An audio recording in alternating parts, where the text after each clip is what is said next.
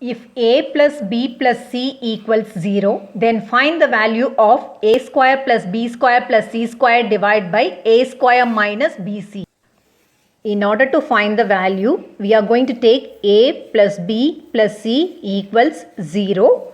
We are going to keep b plus c as such and we are going to transpose only a. So we will get b plus c equals minus a. Squaring on both sides, you will get b plus c the whole squared equals minus a the whole squared. Now this is in the format a plus b the whole square. So we are going to split b plus c the whole squared now. So we will get b squared plus c squared plus 2bc equals a squared. So in place of a squared, we are going to replace b squared plus c squared plus 2bc.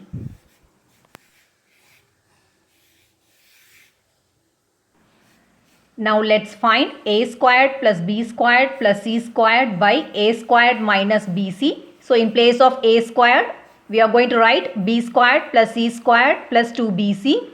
Then plus b squared plus c squared by, again in place of a squared, we are going to replace b squared plus c squared plus 2bc. Then minus bc. B squared plus b squared equals 2b squared.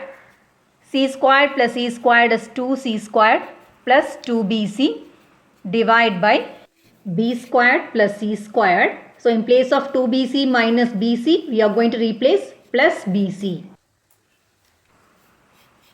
If you look at the numerator, all the terms contains the coefficient 2. So we are going to take 2 as common. If you take 2 as common, you will get 2 into b squared plus c squared plus bc divided by b squared plus c squared plus bc.